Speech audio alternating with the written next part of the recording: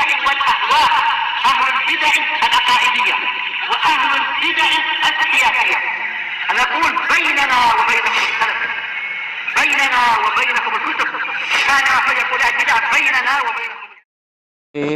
Alhamdulillahi Rabbil Alamin. Ashhadu an la ilaha illallah wahdahu la syarikalah. Wa ashhadu anna Muhammadan abduhu wa rasuluh. Allahumma salli ala Muhammadin abdika wa rasulik wa ala alihi wa ashabihi amma ba'd. Baik, pada pertemuan yang telah lampau kita sudah masuk ke muka surat 36 dari pelajaran Sirah Nabawiyah, yaitu pembahasan Al-Isra wal Mi'raj. Intinya adalah Isra Mi'raj itu dari mana ke mana? Dari Makkah ke Palestina, ke Masjidil Aqsa, betul. Naik apa? Sabar dulu loh. Ababil, Garuda, Merpati, naik buruk. Buruk tuh burung ke kereta api? Iya. Iya, dia adalah peranakan antara apa? Kuda dan keledai. Jadi bagol, kurang lebihnya adalah semacam bagol, peranakan kuda dan keledai. Kalau tidak salah di dalam hadisnya itu ya, hadis Anas bin Malik. Baik. Nah, tatkala Rasulullah Shallallahu Alaihi Wasallam hendak hendak diisrakan dari Makkah, waktu itu bumbung rumah beliau terbuka, kemudian datanglah malaikat Jibril. Apa yang dilakukan malaikat Jibril? Bukan. Ya jelas, suruh Nabi bangun. Pas itu apa lagi? Apa? Iya, membasuh jantung Nabi, membelah dadanya, kemudian membasuhnya, mencucinya. Baik. Nah, setelah sampai di Masjidil Aqsa, apa yang dilakukan oleh Jibril? Ya, ya. Belum, ya. Apa itu? Mungkin minum arak ke madu, susu. Nabi pilih apa? Susu. Tayyib, sabar, tak apa-apa. Tayyib. Setelah itu barulah apa? Oh ya.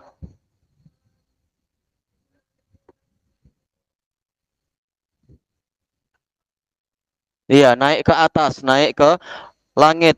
Sampai ke langit pertama, dan hadis ini diriwayatkan oleh Imam Muslim dan juga Imam Bukhari sih ya, yaitu dari sanad yang termasuk sanad yang paling bagus. Yaitu Hamad bin Salamah dari Sabit dari Anas bin Malik, silsilah Zahabiyah. Yaitu tatkala sampai ke langit pertama, maka malaikat Jibril mengetuk pintu. Kemudian penjaga pintunya mengatakan, man hadza, siapa ini? Maka dia mengatakan hada Jibril. Ini menunjukkan bahwasanya adab kalau masuk ke rumah orang lain, kita jangan langsung masuk, kemudian pergi buka peti ais, kemudian makan minum sesuka hatinya, pas itu tidur di bilik, bukan begitu. Tapi mengetuk dulu, mengucapkan salam dan semacam itu. Ditanya siapa ini, jawab sesuai dengan namanya. Jangan bilang saya orang paling famous. Ya, paling famous siapa dulu? Paling famous banyak. Tayyib, George Soros juga famous. Tayyib. Disebutkan namanya. Nah, kemudian malaikat tadi bertanya, waman ma'ak, siapa yang menyertaimu? Maka malaikat Jibril mengatakan Muhammad Shallallahu Alaihi Wasallam. Setelah itu malaikatnya bertanya lagi, wahal ursila ilaih, apakah telah diutuskan kepadanya? Bukan maksudnya diutuskan, yaitu beliau menjadi nabi, tapi apakah engkau sudah diutuskan untuk membawa dia naik ke langit? Maka kemudian apa? Malaikat Jibril mengatakan, na'am, qad ursila ilaihi, ya, telah diutuskan kepadanya untuk membawa dia ke langit. Masalah diutuskan beliau jadi rasul, jelas para malaikat sudah tahu. Sudah berapa lama itu, kurang lebih, yaitu 10 tahun lebih. Maka kemudian malaikat tadi mengatakan famarhaban bihi fani'mal maji'uja. Selamat datang untuk dia. Ini adalah sebaik-baik ketibaan orang yang tiba, ya tamu terbaik, yaitu Nabi Muhammad Shallallahu Alaihi Wasallam. Maka dibukakanlah untuk beliau pintu langit pertama. Ini menunjukkan langit itu memiliki pintu-pintu. Kemudian sampai masuk ke langit pertama, beliau jumpa siapa yang boleh menebak ya? Iya, Nabi Adam. Taib. Nah, Nabi Adam di kanan dan kirinya itu ada semacam ada apa? Iya, ada semacam tempayan. Kan sebelah kanan adalah ruh-ruh orang yang akan masuk surga. Yang sebelah kiri berarti udah patah. Yang sebelah kiri apa? Iya, ruh-ruh orang yang masuk neraka dari keturunan Nabi Adam. Nah, setiap kali beliau melihat ke kanan, beliau tertawa, gelak.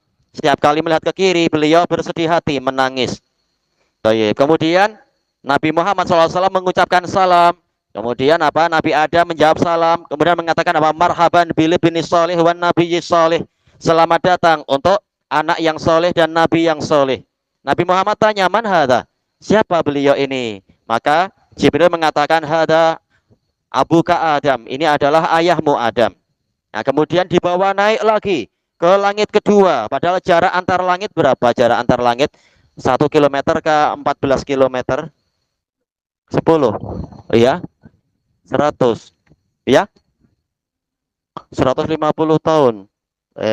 Anak-anak ada yang mau mencoba lagi sebelum diserahkan ke bapak-bapak? Iya, 500 tahun jaraknya. 500 tahun. Sangat sangat panjang. Kalau kita naik keledai ya lama sangat. Apalagi kalau naik basikal, bila sampai itu. Nah, naik kereta ya macam itulah. Tetap apa? Kurang cepat. Nah, ya itu tadi. Jadi kalau umur kita kosong naik ke langit kedua, umur sudah 500 tahun. Berarti apa? Rambut dah putih kok kalau masih hidup. Toyib. Tapi ini perjalanannya adalah dengan kendaraan yang hanya Allah yang tahu, Mi'raj, pakai alat untuk naik, semacam sulam, semacam tangga, bentuknya macam apa, wallahu a'lam. Tak mungkin didapatkan di DIY.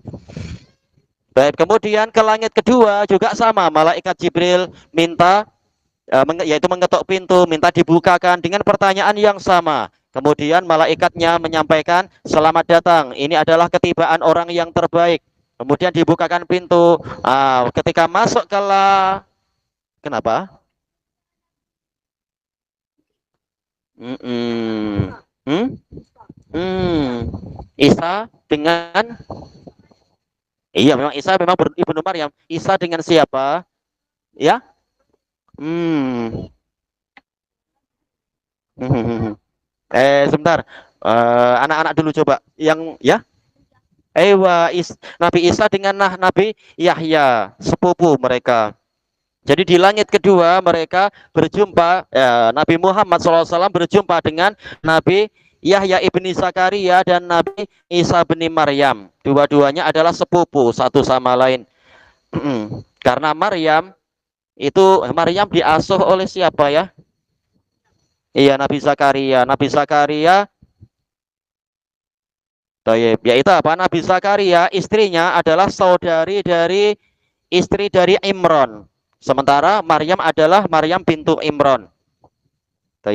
Kemudian mereka mengatakan apa? Marhaban bil akhi soleh wan nabiyyi soleh. Selamat datang bagi nabi yang soleh dan saudara yang soleh. Kalau Nabi Adam kenapa di langit pertama? Kata sebagian ulama, yaitu memang beliau yang menyambut ruh anak-anaknya yang entah masuk surga kah masuk neraka nantinya. Nabi Isa kenapa di langit kedua? Karena beliau akan turun lagi untuk menyelesaikan urusan, yaitu membantai orang-orang ahli kitab nanti menjelang hari kiamat itu di Syam dan seterusnya. Kemudian naik lagi ke langit ketiga dengan perjalanan yang kalau kita lakukan adalah 500 tahun, tapi Nabi Muhammad tak perlu selambat itu. Dengan cara yang sama masuk di langit ketiga berjumpa dengan Nabi Muhammad. Jumpa siapa? Siapa? Coba dulu. Ya. Ya. Hmm. Ya. Hmm. Ya. Hmm. Siapa yang belum disebut ya? Iya, bukan. Gimana cara kita ngasih ngasih isyarat? Nggak apa untuk bapak-bapak aja. Abu Turab, Nabi? Hmm. Ya. Hmm. Ayo Abu Tasnim ya. Ayo Nabi Yusuf. Di langit ketiga berjumpa Nabi Yusuf. Wa qad utiya syatrul husn. Beliau Nabi Yusuf diberi setengah ketampanan. Alal khilaf, ketampanan siapa? Yang roji adalah ketampanan Nabi Adam. Setengah ketampanan ayahnya. Ayah yaitu ya ayah manusia semuanya. Baik. Semuanya mengucapkan kalimat yang sama kecuali yang tadi itu Nabi Adam apa itu ibnu soleh, anak yang soleh. Yang lain mengatakan al akhus soleh sampai sekarang, sampai ke perjalanan itu. Kemudian naik lagi ke langit keempat. Nah, barulah di langit keempat jumpa siapa? Hmm, hmm, hmm, hmm. Iya. Ayo Nabi Idris. Rasulullah ketika menceritakan jumpa Nabi Idris di langit keempat, empat sudah sangat tinggi.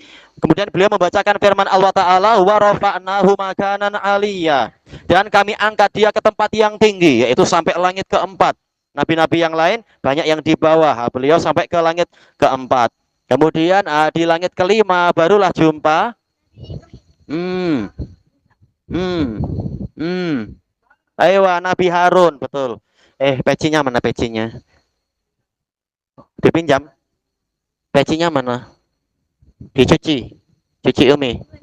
Tak tahu di mana. Di bawah si Mumun itu, kucing Mun itu. Kucing tak pakai peci pun rambutnya ada hitam tuh. Baik. Pas itu apa? Kita tadi sampai mana? Nabi siapa tadi? Nabi Harun di langit yang kelima. Dengan kalimat yang sama, selamat datang bagi anak bagi saudara yang soleh dan nabi yang soleh. Naik ke langit keenam, barulah jumpa Nabi Musa, betul. Kemudian apa? Tatkala beliau melewati Nabi Musa, maka Nabi Musa menangis. Maka ditanyakan, entah malaikat atau siapa yang bertanya, Mayu bekik, apa yang membuat engkau menangis? Maka dia mengatakan, saya menangis karena ada seorang pemuda, gulam, pemuda yang diutuskan setelah saya, namun yang masuk surga dari umatnya lebih banyak dari yang masuk surga dari umat saya. Ini bukan berarti Nabi Musa dengki, bukan. Tapi memang semua nabi disuruh berlomba-lomba. Siapa yang paling banyak pengikutnya di hari kiamat, siapa yang paling banyak umatnya yang masuk surga. Ini perlombaan, bukan sebagai bentuk dengkian. Lagi pula Bani Israel berapa masa masa masa apa istilahnya ya? Yaitu masa dakwah Bani Israel, ya. Jelas apa? Entah berapa ribu tahun itu. Rasulullah menggambarkan bagaikan yaitu awal pagi sehingga masuk waktu zuhur. Masa dakwah untuk Nabi Isa, untuk orang-orang Nasoro itu adalah yaitu sejak waktu zuhur sehingga waktu asar. Sementara umat ini adalah setelah waktu asar hingga maghrib, sebentar aja. Tapi ternyata yang berjaya masuk surga lebih banyak. Ini adalah kurnia Allah. Maka yang sangat bangang siapa berarti? Siapa yang sangat bodoh berarti ya? Orang yang apa?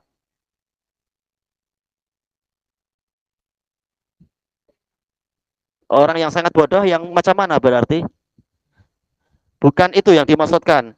Dalam masalah seperti ini, setelah kita tahu orang Yahudi masa dakwahnya panjang, yang masuk surga taklah seberapa banyak. Tapi untuk umat Muhammad masa dakwahnya pendek, tapi lebih banyak yang masuk surga. Berarti yang sangat sangat bodoh siapa ya?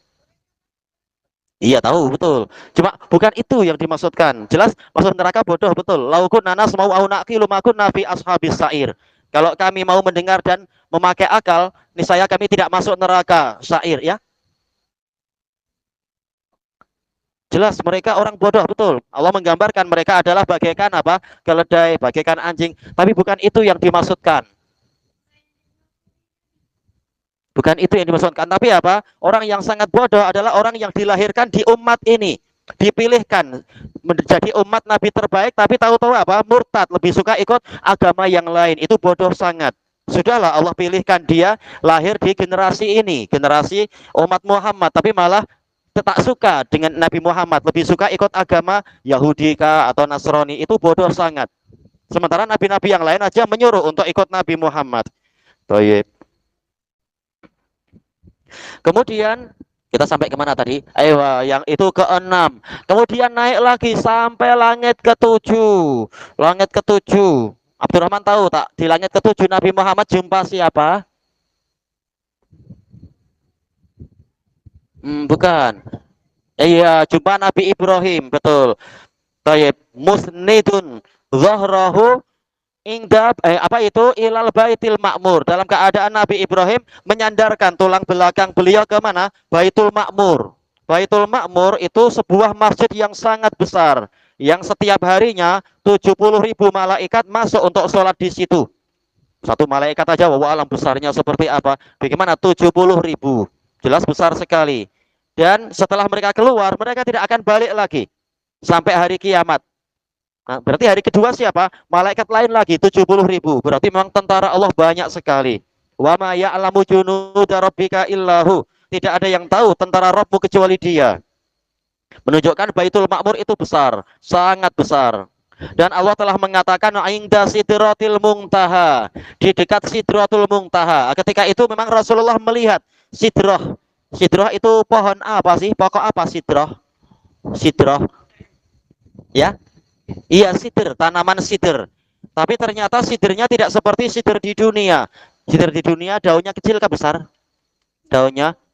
Iya, kecil-kecil aja itu. Buahnya kecil kah besar? Buah buah sidr. Iya, kecil macam guli kah atau lebih kecil sedikit. Orang jarang mau membelinya kalau dijual.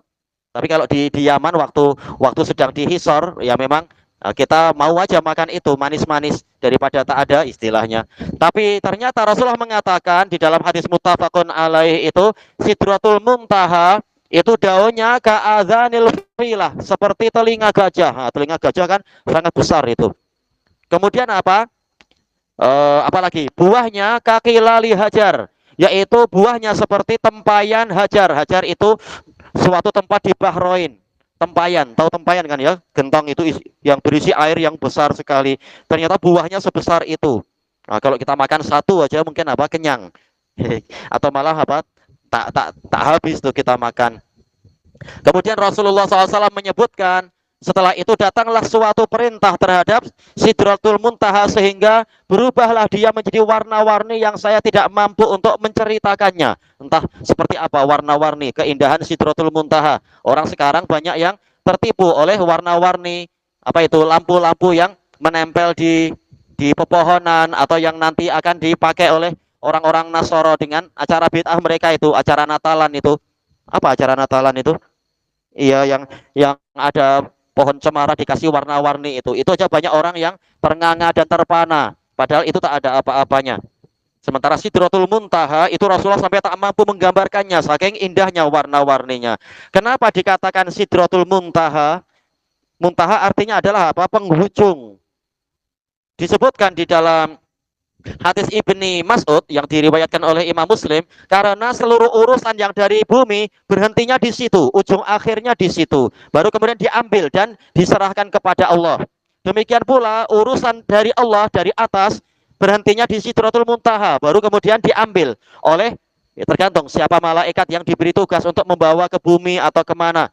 Jadi seakan-akan Sidratul Muntaha sebagai apa? Semacam portnya atau apa istilahnya itu. Itulah Sidratul Muntaha. Dan juga Rasulullah menyebutkan di dalam riwayat Muslim dan lain-lain itu Rasulullah melihat ada rafrafin khudr, yaitu ada permadani hijau diletakkan di atas permukaan Sidratul Muntaha. Nampak indah sekali permadaninya itu. Hanya Allah yang tahu bagaimana gambarannya. Rasulullah mengatakan pohon ini dia tinggi sekali sampai apa? Sepanjang langit yang ketujuh itu tingginya. Sementara di dalam riwayat Ibnu Khuzaimah dalam sahih beliau dan hadisnya memang sahih, itu bahkan pohon itu sudah ada di langit ke-6. Jadi bayangkan betapa besarnya dia. Di langit ke-6 sampai bahkan langit ke-7 dan naik. Betapa besarnya pohon itu. Setelah itu beliau naik lagi. Dinaikkan sebelum itu. Tatkala berjumpa Nabi Ibrahim, setelah berkenalan, maka Nabi Ibrahim mengatakan apa itu? Marhaban bil ibni salih wan nabiyyi salih. Selamat datang bagi anak yang soleh dan nabi yang soleh. Pertanyaannya, Kenapa Nabi Ibrahim mengatakan Nabi Muhammad itu anak saya? Iya, karena dari keturunan Ismail. Siapa bapaknya Ismail? Ah, jawab belum ditunjuk ternyata tak tepat. Ayo Nabi Ibrahim. Ayo. Makanya Nabi Ibrahim menamakan Nabi Muhammad sebagai anak beliau. Berarti dari 7 langit itu siapa saja yang memanggil Nabi Muhammad sebagai anak beliau? Siapa yang tunjuk jari ya? Iya siapa? Nabi Adam dan Nabi Ibrahim, betul. Jadi kita semua keturunan Nabi Adam yang mengklaim dirinya keturunan monet, berarti nanti silakan hubungan dengan monet itu sendiri, minta syafaat ke monetnya itu. Baik. Nah, setelah itu beliau naik lagi sampai ke suatu mustawa, ke suatu ketinggian, mendengar soriful aklam, sebagaimana dalam riwayat Muslim itu. Apa itu? Mendengar suara pen yang bergesekan. Kata para ulama, maksudnya adalah beliau melihat para malaikat sedang menulis takdir. Mungkin takdir harian, atau takdir bulanan, atau takdir apa terserah Allah Ta'ala. Malaikat menulis takdir, dan tentunya ini sesuai dengan yang di Lauhul Mahfud. Setelah itu dibawa naik lagi sampailah berdekatan dengan hijabnya Allah Ta'ala. Disitulah beliau mendapatkan wahyu. Ayo, sebentar yang lain. Ya, wahyunya apa? Ya, menunaikan sholat berapa? 10, 20, 5 aja. Ya, ayo 50 kali. Diperintahkan untuk sholat 50 kali. Kemudian beliau turun. Di langit ke-7 tidak ada masalah. Di langit ke-6 ditanya oleh siapa? Langit ke-6 tadi siapa? Iya, Nabi Musa. Nabi Musa bertanya, apa yang Allah wahyukan kepadamu? Apa yang Allah wajibkan kepadamu? Maka beliau mengatakan, yaitu sholat sehari semalam 50 kali. Maka Nabi Musa mengatakan, roji robbak, yaitu rujuk kembali ke Rabbmu. Wa salhu takhfif, minta kepadanya keringanan. Fa inni qad alajtu bani Israila ala dzalik falam yutiku, karena saya berusaha mendidik Bani Israel untuk sholat 50 kali, ternyata mereka tidak mampu. Tidak mampu dalam artian apa? Mereka malas. Padahal apa? Umurnya panjang, kekuatannya besar, nikmat juga banyak. Bahkan mereka dimanjakan kan, mendapatkan manna wasalwa. Kalau kepanasan tak perlu beli payung karena sudah ada awan dan seterusnya. Tapi ternyata disuruh bersyukur, sholat 50 kali ternyata hasilnya tidak sesuai. Maka kemudian Nabi Muhammad pun naik ke atas. Jadi ini menunjukkan Nabi Musa tidak dengki pada Nabi Muhammad, bahkan kasihan pada kita.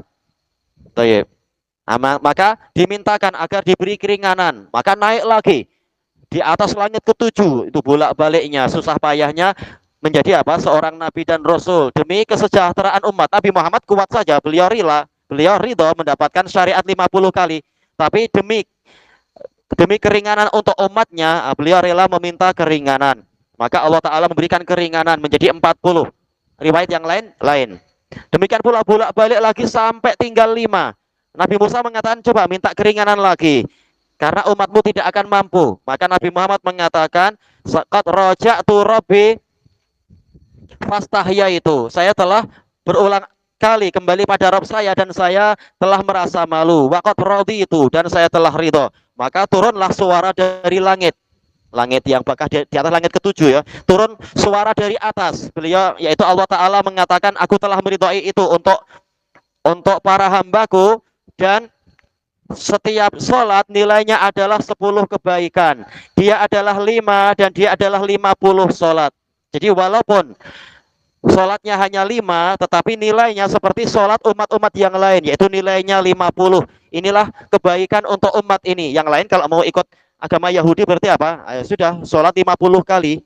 5 kali aja banyak yang ponteng, banyak yang sembunyi, banyak yang entah lari kemana. Gimana sampai 50 kali? Makanya pilih ikut jadi nabi, jadi apa? Pengikut Nabi Muhammad. Jangan bermimpi-mimpi ikut nabi yang lain. Nabi yang lain saja menyuruh ikut Nabi Muhammad. Kalau Nabi Muhammad sudah datang. Baik. Maka setelah itu beliau turun ke, berarti turunnya kemana? Pulangnya kemana? Iya, ke Masjidil Aqsa.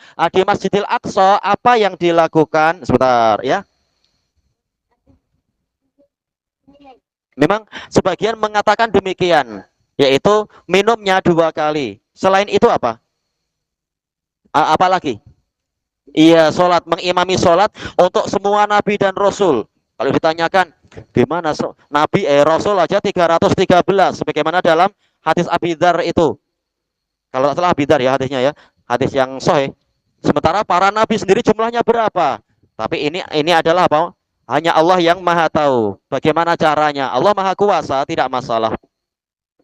Nah, setelah itu barulah dari Masjidil Aqsa pulang ke ya. Ayo kembali ke Masjidil Haram sebelum waktu subuh. Nah, tatkala berpagi-pagi setelah masa subuh, Nabi duduk dalam keadaan bersedih hati.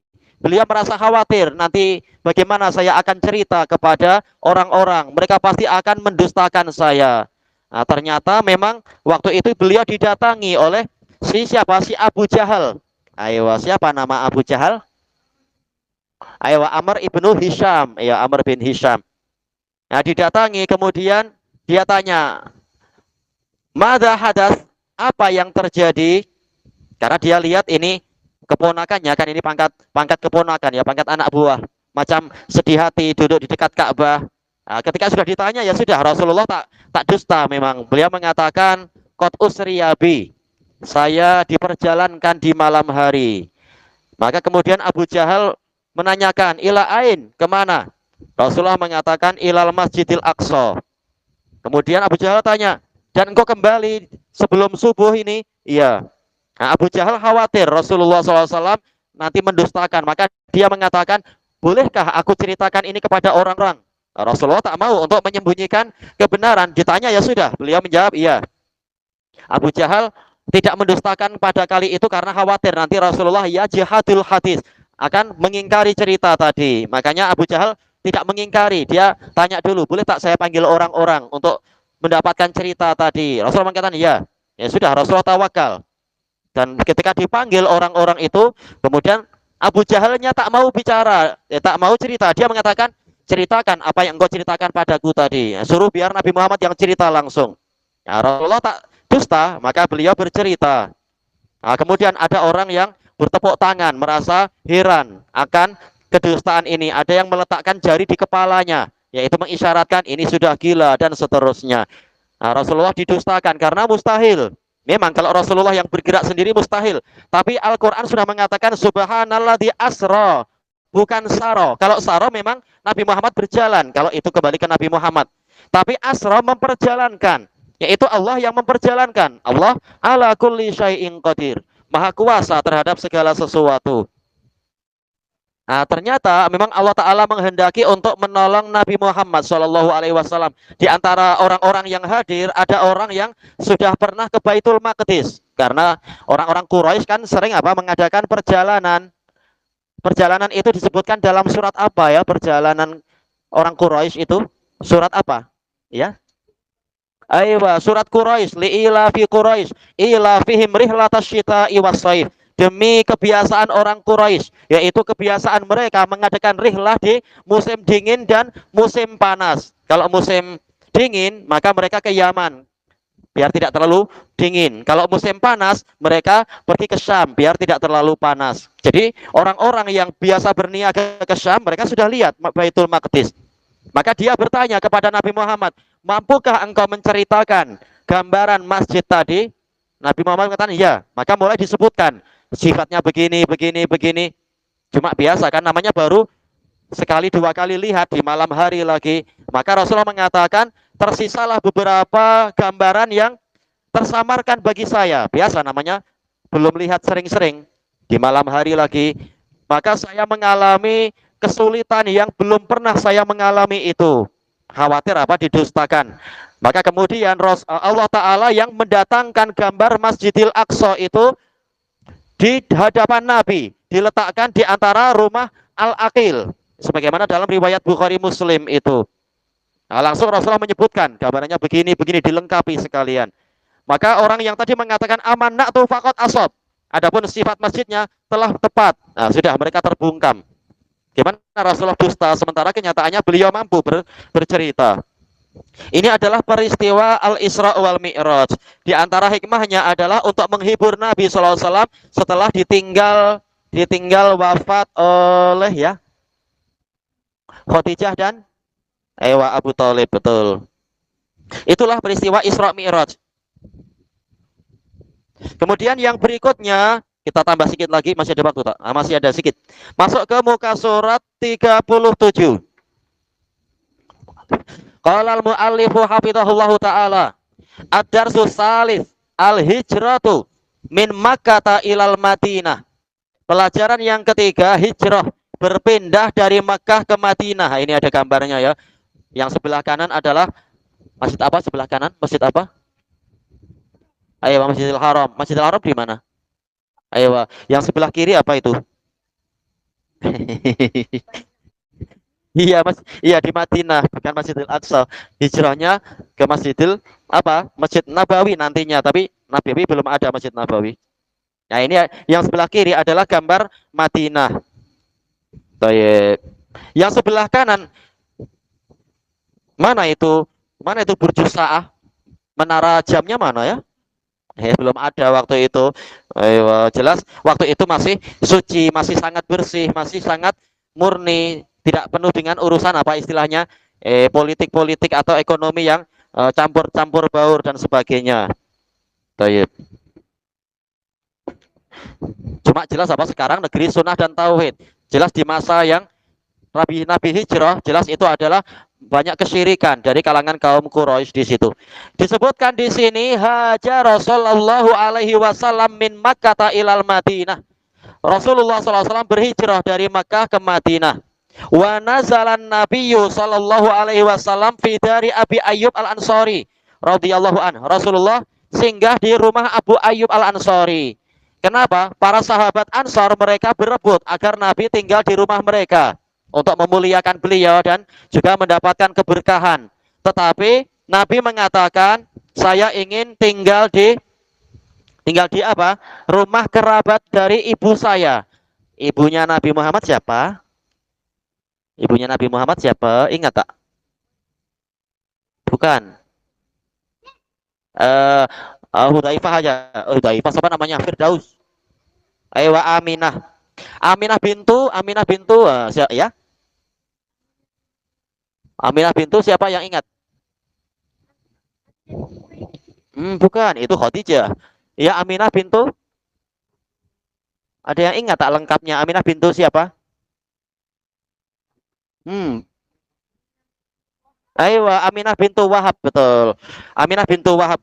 Beliau ini dari keturunan orang-orang apa? Orang-orang Yasrib, keturunan, jadi masih satu nasab dengan Abu Ayyub Al-Ansari. Makanya Nabi ingin memuliakan kerabat dari ibu beliau. Nah, para sahabat ridho, Nabi Muhammad tidak pilih kasih tapi ingin menjalin kekerabatan dengan kerabat beliau. Toyib, yang di bawahnya itu tinggal dikasih warna bagi yang ingin mewarnai atau menulis atau apa. Kelanjutannya di masa hadapan insya Allah, wallahu a'lam. Ya. Ayo. Toyib, subhanakallahumma wa bihamdika la ilaha illa anta astaghfiruka wa atubu ilaik. Walhamdulillahi rabbil alamin. Jazakumullahu khairan.